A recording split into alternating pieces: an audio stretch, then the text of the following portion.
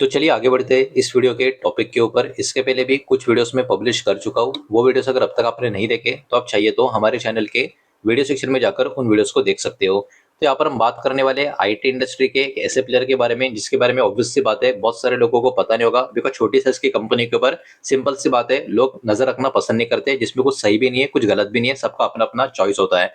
लेकिन बात करें स्टॉक की तो इसका नाम है दोस्तों एरन लिमिटेड। एनएसई का सिंबल भी यहाँ पर अब इसका देख सकते हो। 15 रुपए के करीब का इसका आज का क्लोजिंग है। एकदम हल्की सी गिरावट इस स्टॉक में आज के दिन हमको यहाँ पर देखने को मिल रही है। तो इस स्टॉक का थोड़ा इन्फॉर्मेशन यहाँ पर हम देखने की समझने की कोशिश करेंगे। सबसे पहले पिछले एक साल का स्टॉक का पैटर्न देखें तो देखिए एक साल का पैटर्न तो बिल्कुल भी प्रॉमिसिंग नहीं है। अराउंड 28 रुपीज 30 रुपीज के आसपास से स्टॉक में लगातार गिरावट हमको देखने को मिली है। और ये वाला शेयर अभी के टाइम एक साल के लोएस्ट लेवल पे हमको देखने को मिलेगा। हालांकि इस स्टॉक का लॉन्ग टर्म का पैटर्न देखें तो लॉन्ग टर्म का पैटर्न कब से अवेलेबल है ये भी जरा देख लेते हैं। मार्च 2017 से इसका एनएसए के ऊपर लॉन्ग टर्म का पैटर्न अवेलेबल है। और उसके हिसाब से रिटर्न्स की बात करें तो रिटर्न तो इतने भी खराब नहीं है, 180% के पॉजिटिव रिटर्न इस स्टॉक में लॉन्ग टर्म में हमको यहाँ पर नजर आ रहे हैं। हालांकि इस स्टॉक का लॉन्ग टर्म का पैटर्न अगर आप देखोगे यहाँ पर तो काफी ज्यादा अप्स एंड डाउन हमको देखने को मिल रहे हैं। मतलब वॉलेटिलिटी इस स्टॉक में लॉन्ग टर्म में कई ज्यादा हमको यहाँ पर देखने को मिल रही है।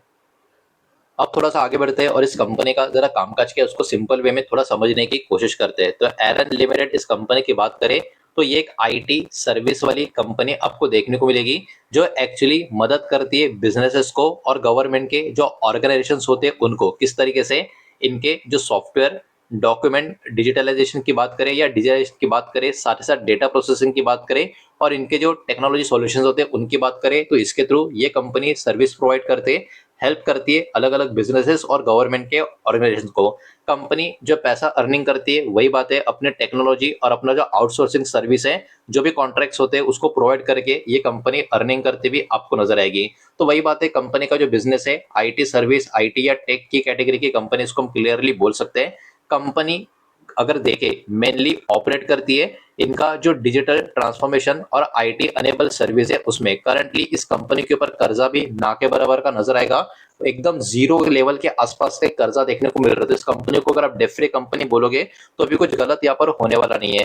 कंपनी का ओवरऑल फोकस कहीं ना कहीं एंटरप्राइजेस को सर्व करना, साथ ही साथ गवर्नमेंट कस्टमर को भी यहाँ पर फोकस रखना, ये सारी की सारी चीजें कंपनी के बिजनेस कैटेगरी में हमको यहाँ पर देखने को मिल रही है। तो यहाँ पर सबसे पहले बात करें कंपनी के ऊपर के कर्जे की, तो देखिए कंपनी का जो लेटेस्ट फाइनेंशियल डेटा अवेलेबल है उसके हिसाब से कंपनी का जो अभी टोटल सिक्योर बोरिंग की बात करें वो अप्रॉक्स 1 करोड़ का आपको नजर आएगा।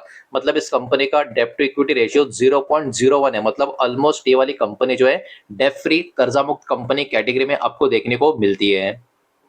अब और सिंपल वे से समझने के लिए कंपनी के जो प्रोडक्ट्स एंड सर्विस होते हैं उसको भी जरा समझने की कोशिश करेंगे। एरन लिबरेटी कंपनी ऑफर करती है अलग अलग सर्विस है, जिसमें सॉफ्टवेयर डेवलपमेंट हो गया, एप्लीकेशन मेंटेनेंस की बात करें, डिजिटल ट्रांसफॉर्मेशन की बात करें, डेटा एंट्री और प्रोसेसिंग की बात करें, डॉक्यूमेंट स्कैनिंग डिजिटलाइजेशन, उसके अलावा बीपीओ सर्विस या मैनेज आईटी सर्विस, उसके साथ साथ इलेक्ट्रॉनिक डॉक्यूमेंट मैनेजमेंट, ये सब कुछ इनके प्रोडक्ट सर्विसेज कैटेगरी में आपको नजर आता है। और कंपनी छोटी होने के बावजूद भी कंपनी का जो ऑपरेशन है अलग अलग इंडस्ट्री में आपको नजर आएगा। मतलब किसी एक इंडस्ट्री के ऊपर पूरा का पूरा डिपेंडेंसी इस कंपनी के ऊपर आपको देखने को मिलेगा, बिकॉज एरन अपने अलग अलग इंडस्ट्री के कस्टमर्स को सर्व करने के लिए अभी के टाइम पे मानी जाती है, जिसमें गवर्नमेंट हो गया, बैंकिंग और फाइनेंशियल सर्विस भी आता है, हेल्थ केयर भी है, इंश्योरेंस भी है, एजुकेशन भी है, एंटरप्राइजेस आईटी भी है और पब्लिक सेक्टर ऑर्गेनाइजेशंस भी है। तो कंपनी छोटे होने के बावजूद भी अलग अलग इंडस्ट्रीज में कंपनी ऑपरेट करते हुए हमको यहाँ पर देखने को मिलती है। अब थोड़ा सा आगे बढ़ते हैं कंपनी के बारे में और भी कुछ इन्फॉर्मेशन जो कि उसको जरा समझने की देखने की कोशिश करते हैं। लेकिन आगे बढ़ने से पहले वीडियो को लाइक कर देना, वीडियो को शेयर कर देना। पहली बार चैनल पर आ चुके हो तो चैनल को भी सब्सक्राइब जरूर कर देना। अब देखिए इस कंपनी का मार्केट कैप है तो ये काफी छोटी साइज की कंपनी, मतलब स्मॉल कैप में भी ये nano cap micro cap type की कंपनी आपको देखने को मिलेगी। 188 करोड़ का इस कंपनी का मार्केट कैप है। मतलब वही बात है बहुत ही ज्यादा छोटी कंपनी है, इस बात को यहाँ पर आप ध्यान में रखें। जितनी छोटी कंपनी उतना ज्यादा रिस्क भी उन कंपनी में हमको नजर आ सकता है। उसके बाद स्टॉक का पी की बात करें 15.5 का स्टॉक का पी आपको नजर आएगा। और इसके सामने इंडस्ट्री पी की बात करें तो इंडस्ट्री पी अभी के टाइम 25 के करीब आपको देखने को मिल रहा है। मतलब जितना डिमांड इंडस्ट्री में अभी के टाइम बना हुआ है, इस कंपनी का स्टॉक का डिमांड काफी नीचे की तरफ है। मतलब कंपनी के पास काफी अच्छा खासा मौका है इंडस्ट्री का जो डिमांड है उसको यहाँ पर कहीं ना कहीं हिट करने का, मीट करने का। तो ये भी कहीं ना कहीं देखने वाली बात यहाँ पर बनी रहेगी। प्लेज परसेंटेज 0, मतलब कंपनी के जो प्रमोटर्स है उन्होंने अपना कोई भी शेयर यहाँ पर गिरवी रखा नहीं है। उसके साथ साथ असेट की बात करें तो असेट भी कंपनी के पास अच्छा खासा है, 193 करोड़ का कंपनी के पास अभी के टाइम असेट देखने को मिलता है।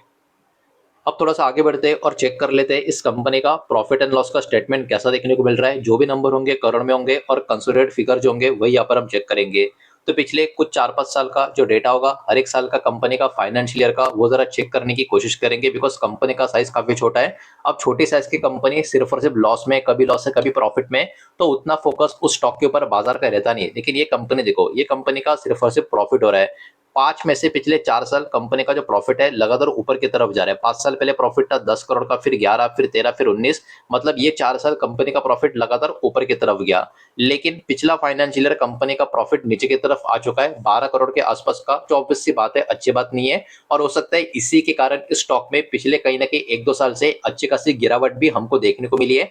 30 रुपए के आसपास प्राइस चल रहा था, गिर के अभी कहीं ना कहीं 15 रुपए के आसपास स्टॉक आ चुका है। बिकॉज कहीं ना कहीं पिछला फाइनेंशियल ईयर कंपनी के लिए उतना अच्छा नहीं था जितना पिछला 4 साल लगातार कंपनी का प्रॉफिट ग्रोथ होता हुआ हमको देखने को मिला है। तो कहीं ना कहीं ओवरऑल बात करें, कंपनी लॉस में नहीं है, ये अच्छी बात है। बस कंपनी का प्रॉफिट कंपेयर टू उसका प्रीवियस ईयर कम होता हुआ नजर आएगा, लेकिन ओवरऑल लॉन्ग टर्म में अभी भी ये कंपनी प्रॉफिट करते हुए हमको यहाँ पर देखने को मिल रही है। बढ़ते आगे, अब चेक करते हैं इस कंपनी का शेयर होल्डिंग पैटर्न का डेटा। प्लेज प्रमोटर होल्डिंग कुछ नहीं था, वो भी कुछ 1-2 मिनट पहले ही हमने देख लिया था। आगे बढ़ते हैं और जून 2026 का यानी लेटेस्ट शेयर होल्डिंग पैटर्न यहाँ पर हमको देखने को मिल रहा है। अब देखिए पैटर्न भी शेयर होल्डिंग का काफी अच्छा, इवन इनफैक्ट काफी मजबूत पैटर्न इसको हम बोलेंगे। बिकॉज एकदम ध्यान से अगर आप देखोगे प्रमोटर की होल्डिंग को, तो प्रमोटर की होल्डिंग पिछले बहुत क्वार्टर से सेम टू सेम आपको नजर आ रही है और होल्डिंग भी काफी मजबूत है। 72.21% का स्टेक तो अकेले इस कंपनी के प्रमोटर के पास से देखने को मिल रहा है। मतलब इस कंपनी के जो प्रमोटर है वही इस कंपनी के मेजोरिटी शेयर होल्डर्स आपको नजर आएंगे। और शेयर होल्डिंग भी काफी मजबूत, मोर देन 70% की हमको देखने को मिल रही है। एफएस का स्टेक कुछ भी आपको नजर नहीं आएगा। दिसंबर 2025 क्वार्टर में एफएस का एकदम छोटा सा स्टेक था, वो भी ना के बराबर का था। लेकिन देखो भाई साहब, कंपनी का साइज बहुत ज्यादा छोटा है। इतनी छोटी साइज की कंपनी में ना डीएस ना एफएस हमको देखने को मिलते हैं, तो यहाँ पर कोई शॉकिंग बात नहीं है कि इनका इन्वेस्टमेंट नहीं है।